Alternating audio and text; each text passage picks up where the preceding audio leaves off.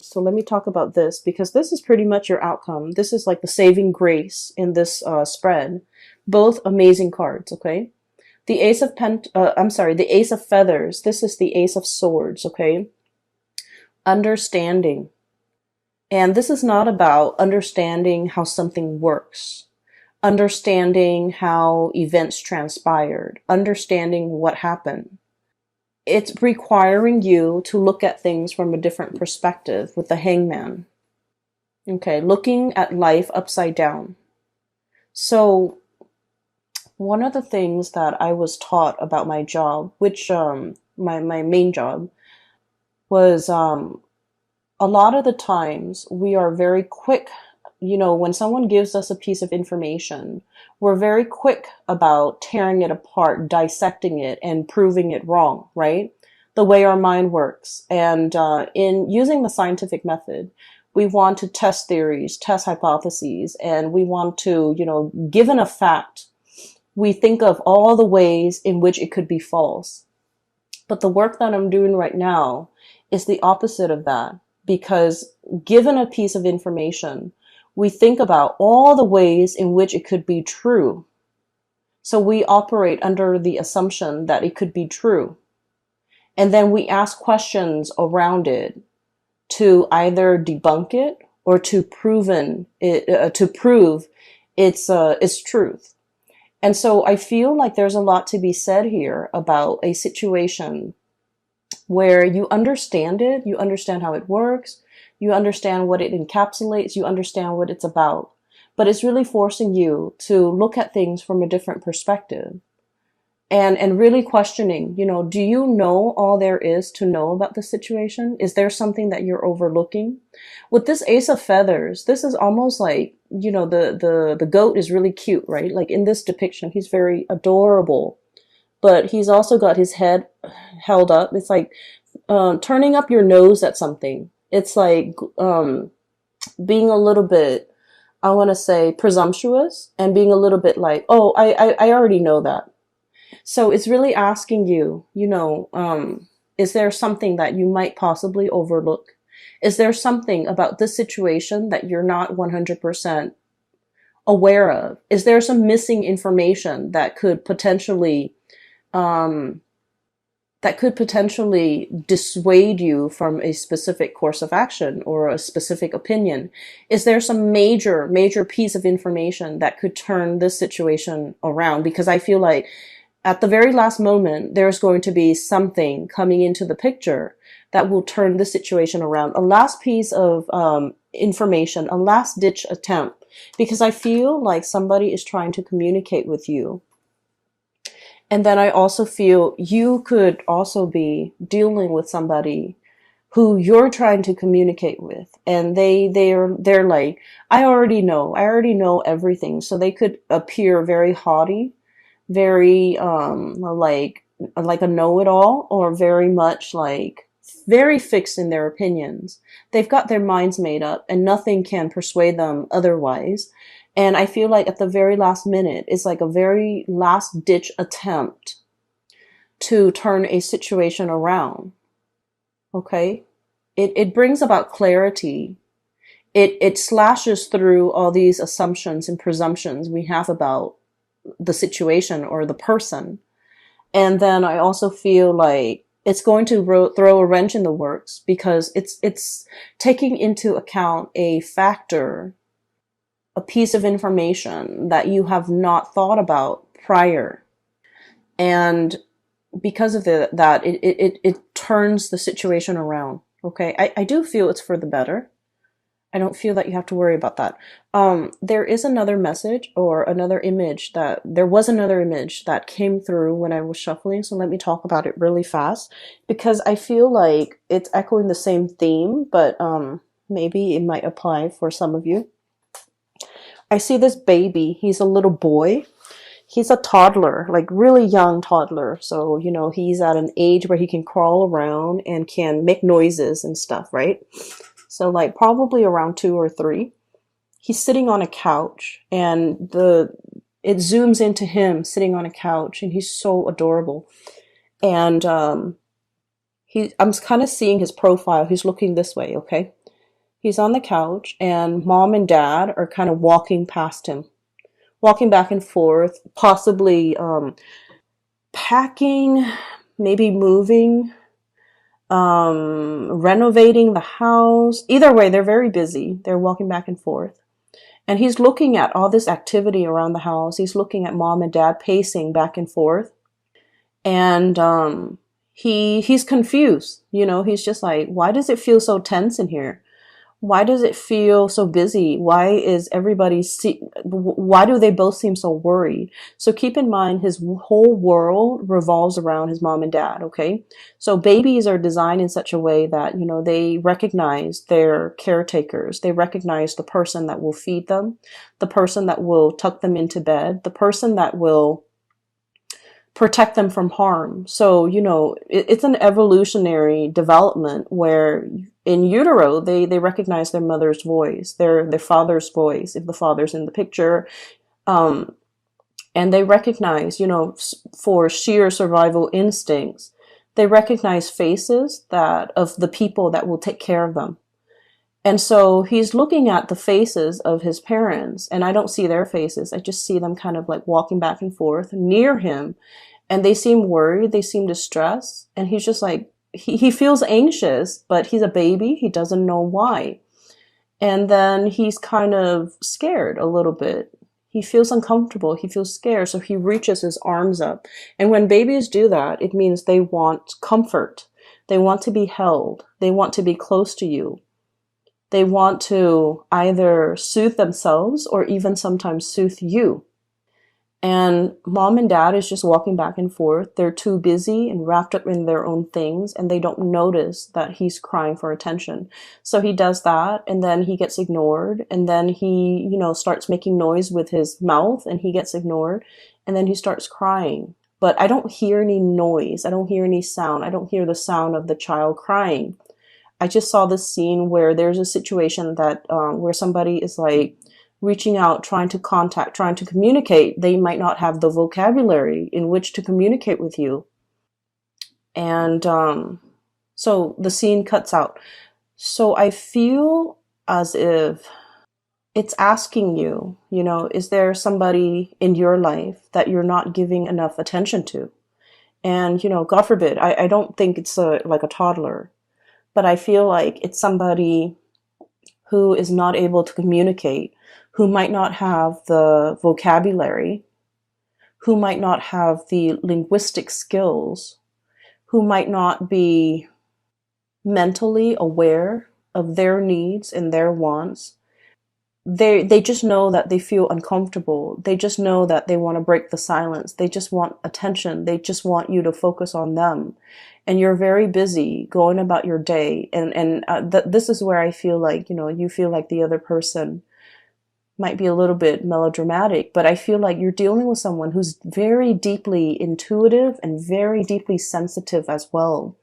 The way in which they project it is, they're very proud. Okay. So when they want something and it's shut down, then they recoil and they never ask again. Okay. So that's what I'm sensing. I feel for many of you, there's a situation here. It's like a love relationship. It could be family as well, but I feel more so love relationship with a significant other, where one person might want to be, you know, intimate, and the other person's very busy. And then the person that wants to be intimate asks like, hey, you know, let's spend the night together. And the other person's like, I'm busy, I'm busy, I'm busy. So just imagine if someone is like coming to you with their all, with their hearts on their sleeves, wanting to have, you know, like making themselves very vulnerable, wanting to be intimate with you in like a very vulnerable way, emotionally, physically, and just giving you their full being, and you're telling them, oh, I'm busy. And you don't follow up with more explanations. You don't follow up with like a hug. You don't follow up with like a promise. Oh, we'll do this next time. You know, it's very hurtful. So I feel like somebody might be dealing with this, and then it happens time and time again, and it's hurtful, and you become callous. You stop asking. You stop wanting to be intimate. You become resentful. You start wanting to get back at the other person. You start wanting to do things and say things and behave in a way so that the other person knows and sees and understands that, oh, I don't need you. Because that's what I'm feeling here. We have here the Four of Wands. This is a family situation, but what I'm seeing here is this is turning away. And then I have here the Empress, very bashful. Bunnies are very skittish. Okay, they're very shy innately and very warm and cuddly. But in this situation, it's like you come at somebody with your all, and without an explanation, it feels like somebody's rejecting another person. And then over time, so that same scenario, over time, the one person has been turned down many, many times. They become callous. They become resentful. And then when their partner is in a tough situation and their partner needs them, then they're just like, oh, you're being melodramatic. You know, you should learn to take care of that yourself. So I feel here there's deeply entrenched resentment and deeply entrenched resentment that is coming to the light. And I feel that this conversation, there's going to be a communication breakthrough. Thank God. Because everything is done so subversively and so like passive aggressively. It's really frustrating for me to see this and be in it. It feels so uncomfortable. So everything has been under the radar, has been done in a very passive aggressive manner, has been, it's like fumbling around for your keys. You're frustrated. It's dark. You can't see what you're looking at. You're trying multiple sets of keys to get into your house so you can, rest and recuperate. And you're fumbling and it's cold outside and it's like a combination of things and it just piles on and it's really uncomfortable. And I feel like it's so subversive, under the radar, looking on at a situation, wondering what the other person's up to, and yet not willing to communicate, like, what are you doing today? How was your day today? Just like silent treatment, I feel. Silent treatment, passive aggressiveness, silent treatment, everything is done under the radar. It is so uncomfortable for me to read this. I hope you guys are not dealing with this because as a water sign, I can't imagine this being a comfortable place for you to be in or a comfortable relationship for you to have to endure. We don't have to endure relationships, but that's what it feels like here. And then I also feel like somebody is very prickly. The porcupine. Somebody's very prickly. Imagine slight. You could give them a compliment and they're defensive, and they're just like, what do you mean by that? And even though you're giving them a compliment, a perfectly sincere compliment, so I feel like there's just so much room for misunderstandings here. And like I said, the saving grace is that there will be an uproar, there will be a communication breakthrough.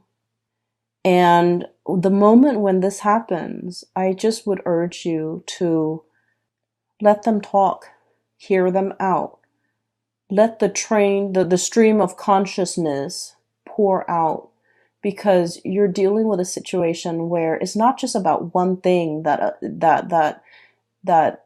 created the misunderstanding. It's a series of things, layers upon layers of BS, evasiveness, resentment, missed opportunities, just like layers and layers of it piled on. And they need to get that off their chest. They need to unload, and they want you to understand it's not just one thing, Cancers. It's a myriad of things. And I just feel like you're dealing with someone who is not sophisticated with the way in which they express themselves. Okay. So let's just say, and let me explain what that means.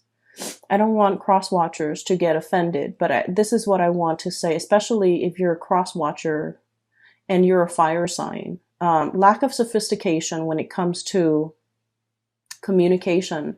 And this has nothing to do with the way in which you communicate, but it has something to do with the way in which you communicate with your Cancerian person. Does that make sense? So this is not about, you being a bad communicator. This is just you communicating in a way so that the Cancer person can understand. So I'll give you an example. I'll use Cancer and Sagittarius because that's a really hot duel right now. Okay, so Cancers and Sagittarius, they're walking around. Okay, it's kind of like a cool day, not too hot, not too cold. And the Sagittarius is dressed really well, and Sagittarius is expecting for it to get really cold. So Sagittarius wore her winter boots and her winter coat walking around with Cancers.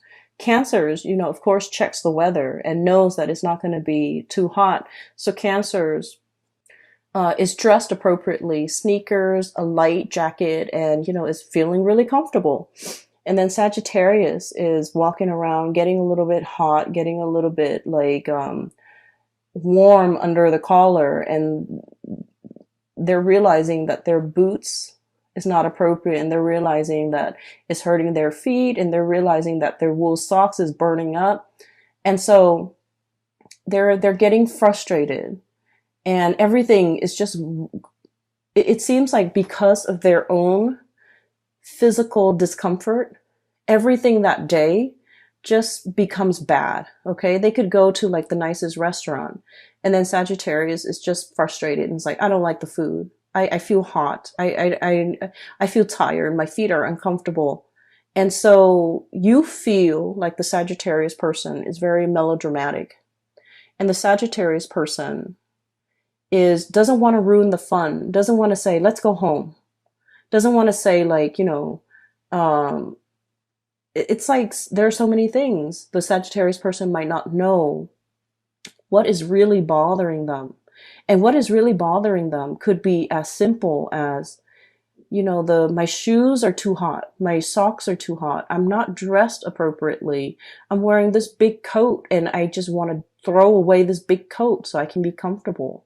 But the Sagittarius might not know how to verbalize all these things, all of these factors that are affecting their emotional state. And so when they are upset, they just lash out, like they're frustrated and they're angry, and they're picking at the things that's right in front of them rather than getting to the root of the problem. Okay? And so I feel like, this lack of sophistication when it comes to being able to know exactly what's bothering us. What is the root of the problem? And like I said, in their defense, it's like, it's a lattice, like a lattice on a pie, layers upon layers of things over the years, just piling on.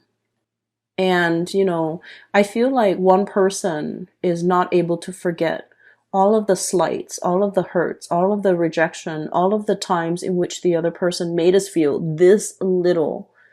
And they hold on to that resentment.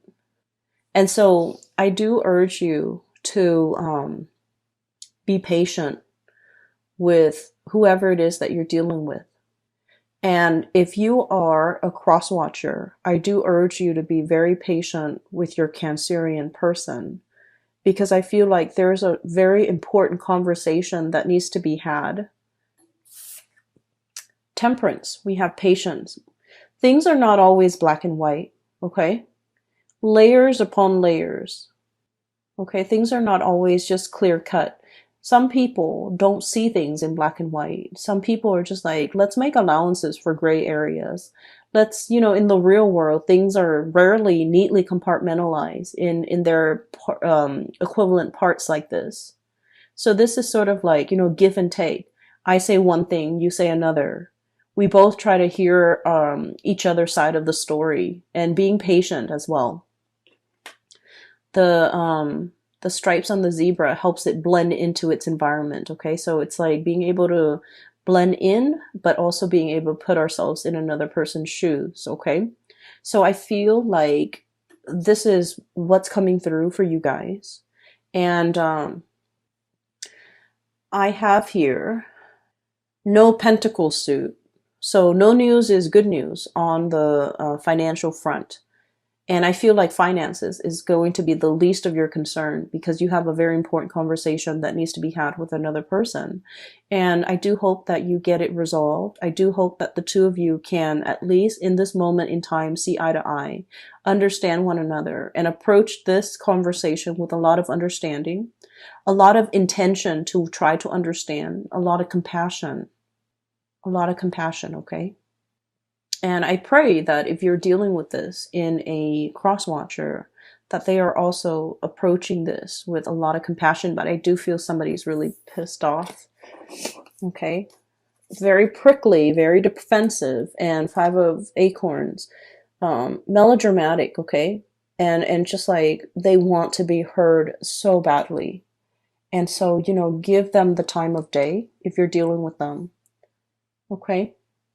I know it's easier said than done because I feel like this is a long-standing conflict and it's deeply entrenched and it's uncomfortable.